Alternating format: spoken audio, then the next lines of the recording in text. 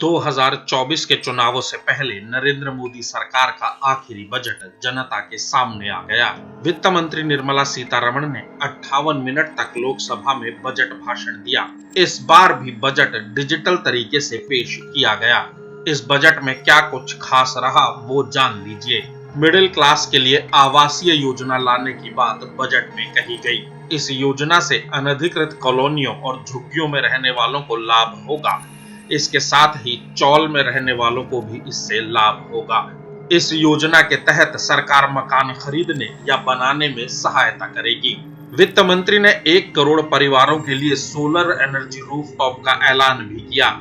इस योजना के तहत 1 करोड़ परिवारों को 300 यूनिट फ्री बिजली दी जाएगी। सोलर एनर्जी बेचने से मिडिल क्लास परिवार सालाना 18,000 रुपए तक की कमाई भी कर पाएंगे। वहीं गरीब परिवारों के लिए 2 करोड़ और घर बनाने का ऐलान किया गया। सरकार ने दावा किया कि गरीबों को अब तक 3 करोड़ मकान दिए जा चुके हैं और 2 करोड़ मकान गरीबों के लिए और बनाए जाएंगे। वित्त मंत्री निर्मला सीतारमण ने टैक्स स्लैब में कोई बदलाव नहीं किया, यानी पुराने टैक्स स्लैब में कर छूट की सीमा 2.5 लाख रुपए, जबकि नए टैक्स रिजीम में जो टैक्स छूट 3 लाख रुपए तक है वही जारी रहेगी। For tax proposals, in keeping with the convention, I do not propose to make any changes relating to taxation and propose to retain the same tax rates for direct and indirect taxes, including import duties. हालांकि 7 लाख तक आय में नए tax slab में कोई कर नहीं लगता, जबकि 5 लाख तक इनकम पर पुराने टैक्स रिजीम में टैक्स शून्य बनता है। The government has reduced and rationalized tax rates. Under the new tax scheme, there is now no tax liability for taxpayers with income up to 7 lakh rupees. सरकार का दावा है कि अब तक 1 करोड़ महिलाओं को लखपति बनाया जा चुका है और अगला लक्ष्य 3 करोड़ महिलाओं को लखपति बनाने का है। By the success, it has been decided to enhance the target for Lakpati Didi from 2 crores to 3 crores. सरकार ने डिफेंस पर खर्च के लिए 6.2 लाख करोड़ रुपए दिए हैं। ये पिछले साल के मुकाबले सिर्फ 0.27 लाख करोड़ रुपए ही ज्यादा हैं। 2024-25 के बजट में डिफेंस पर 8% खर्च हो रहा है।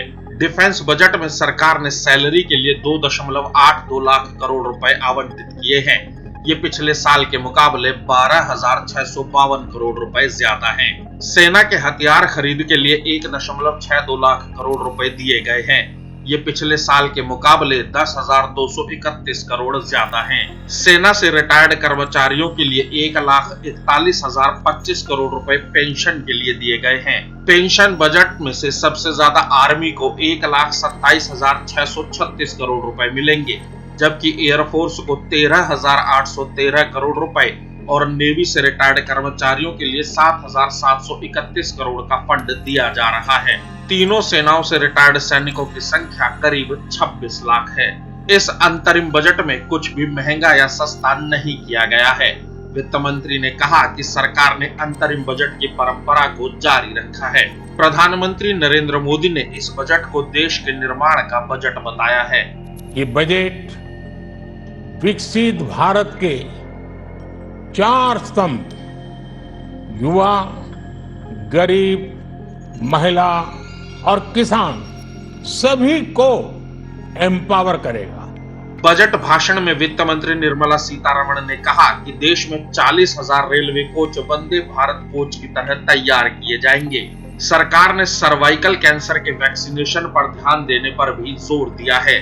सरकार ने कहा है कि 4 करोड़ किसानों को फसल बीमा योजना का लाभ भी मिल रहा है। इंफ्रास्ट्रक्चर पर खर्च के लिए सरकार ने 11.11 लाख करोड़ रुपए रखे हैं। इस बजट में इंफ्रास्ट्रक्चर बजट 11.1% बढ़ाया गया है और अब ये जीडीपी का 3.4% होगा। वित्त मंत्री ने देश में 3 नए रेलवे कॉरिडोर बनाने पर भी जोर दिया। पोर्ट्स को जोड़ने के लिए कॉरिडोर विकसित करने की बात की, जबकि एनर्जी और सीमेंट कॉरिडोर बनाने पर भी फोकस रखा। इसके अलावा ज्यादा भीड़ वाले रूट्स पर भी नए कॉरिडोर बनाने की बात बजट में कही गई है। 3 major economic railway corridor programs will be implemented.